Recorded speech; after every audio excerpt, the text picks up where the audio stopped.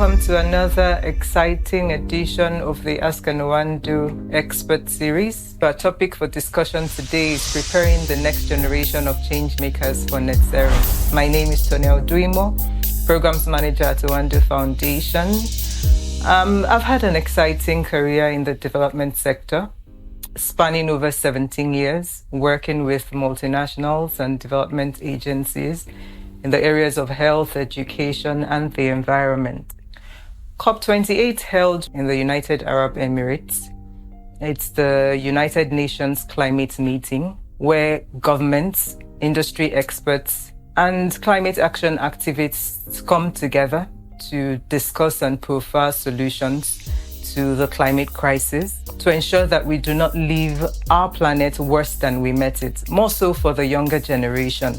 Nigeria is having its own fair share of the climate crisis with rising sea levels, unpredictable weather conditions that's affecting agriculture and other sectors. The effects are evident. In Nigeria annually, it is estimated that we produce 2.5 million tons of plastic waste, one of the 20 nations that contribute 85% of the plastic wastes that go to the oceans. That's scary. How about the next generation? What kind of planet are we planning to leave behind for them? I think this is where Oando Foundation comes in. So what are we doing as an organization? For those who may not know, Oando Foundation was established by Oando PLC over a decade ago, and our mandate is to support the Nigerian government with basic education, access and quality. And we've done this effectively, supporting over 500,000 children across the 23 states and 88 schools that we work in Nigeria. But recently, we've had a review of our strategy, and we are focusing increasingly on environmental education. And we're doing this because we know that if we're to effect change, it's critical that the younger generation are carried along in the conversations that we're having, so that not only do they pick up skills that are relevant for them to become responsible, so they can be a part of the sustainable world that we're all building together.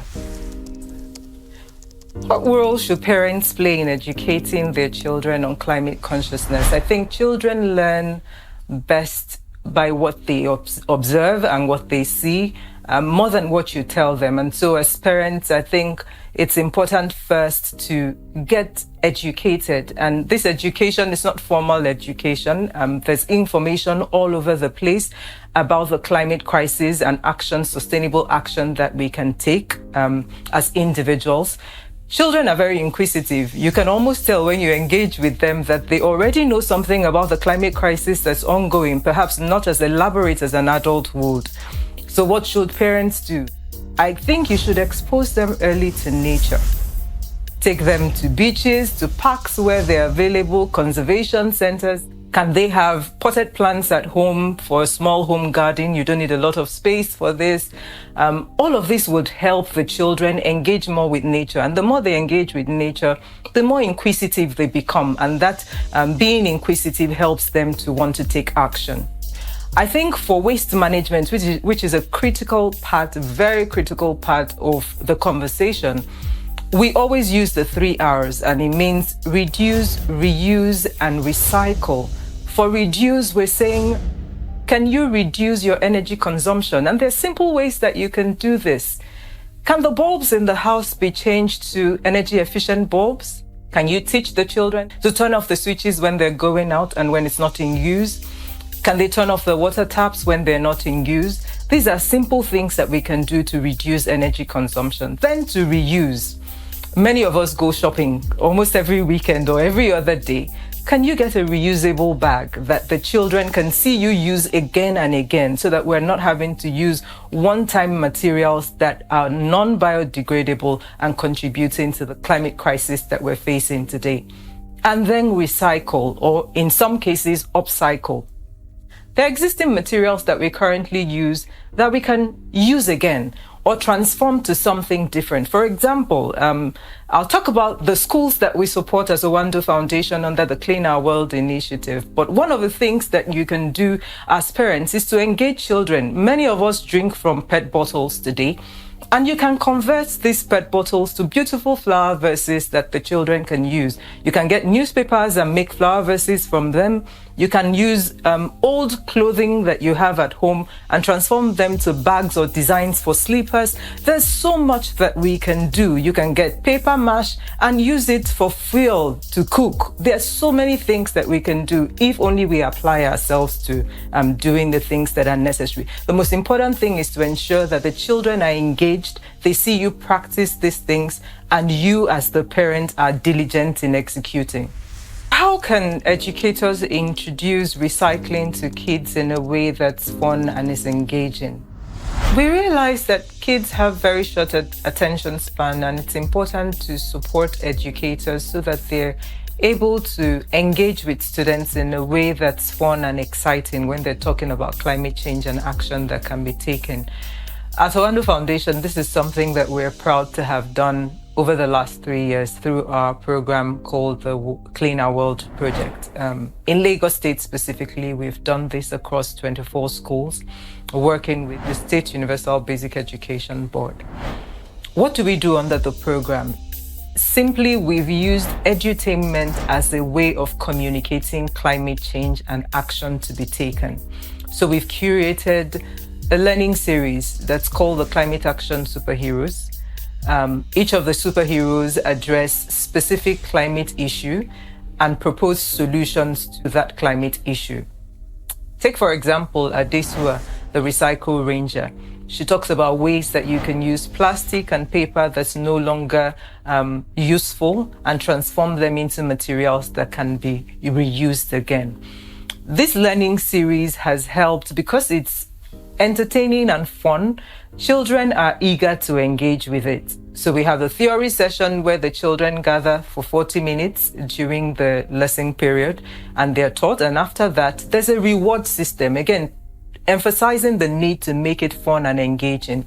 At the end of the theory session, a quiz is given and the best performing student gets a badge and proudly displays the badge around the school for the entire week to show that they're the best performing student until the next week when there's another lesson series and another student becomes the champion.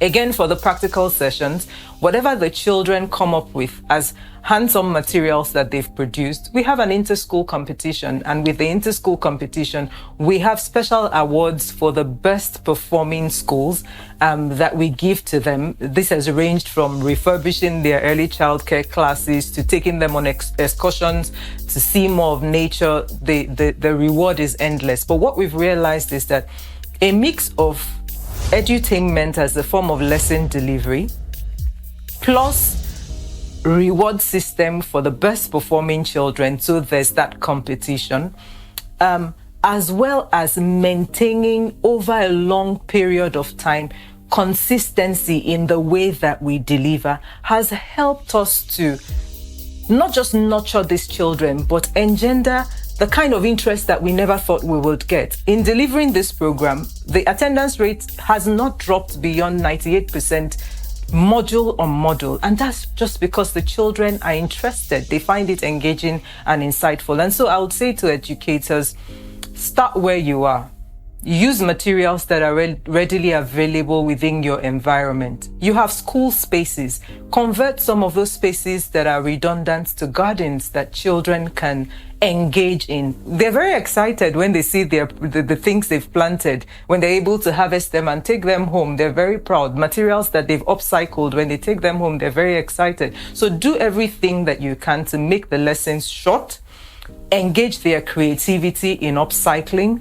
And then within our adopted schools, we have recycling centers. We've partnered with recyclers who come into the school periodically. We encourage the children to bring their PET bottles or plastic materials to the school. The recyclers pick them up and then they reward them with school supplies. It could be notebooks, it could be biros, but just do things that are exciting enough for the children to want to be engaged continually. How can parents and educators utilize technology to support children in learning about the climate situation?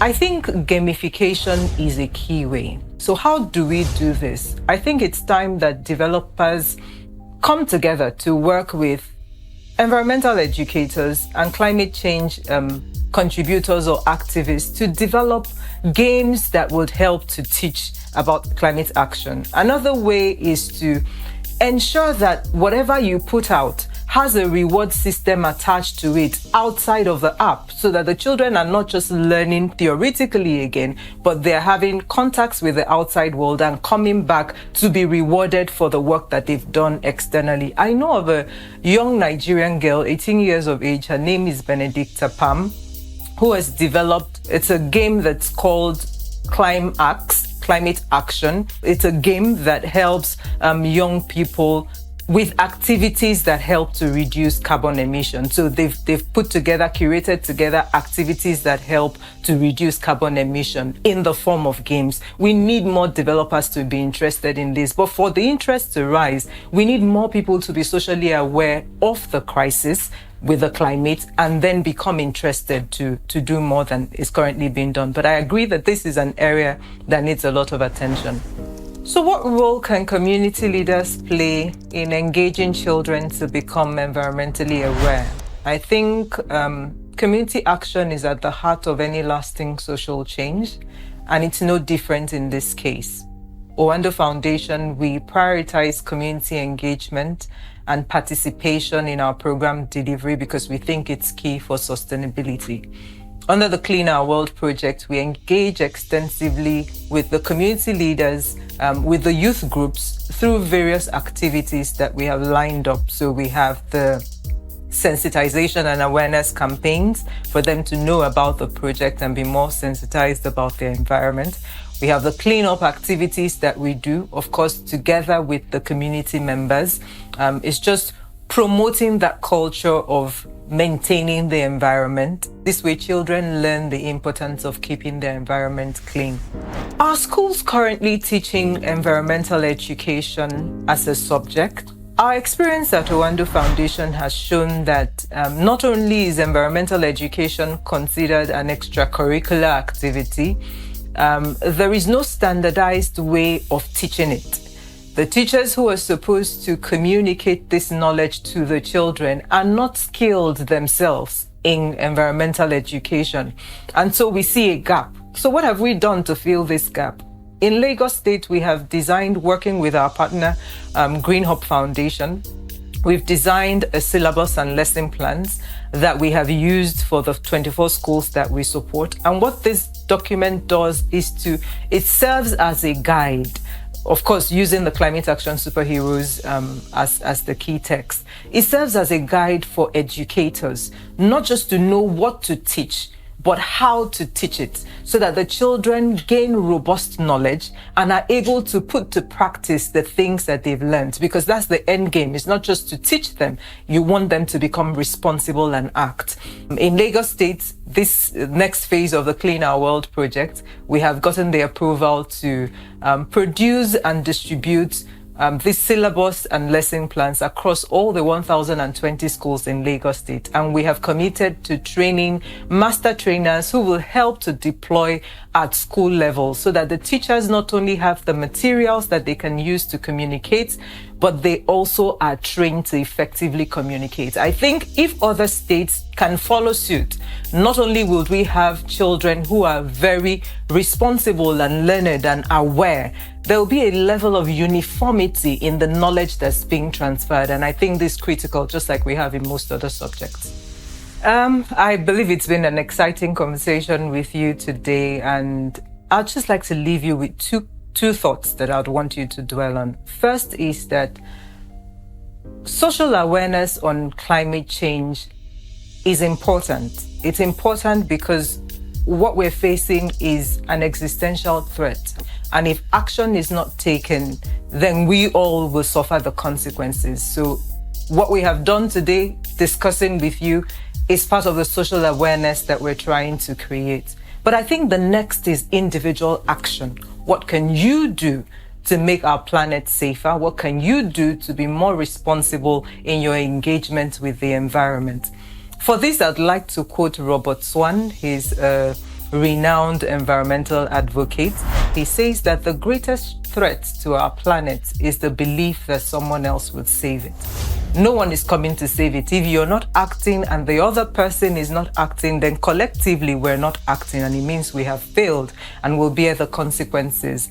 So what can you do? Back again to what I mentioned earlier. Remember the 3 hours. If you forget everything else, remember the 3 hours. Reduce, reuse, and recycle. Thank you for your time today. Until we meet again, it's bye-bye for now.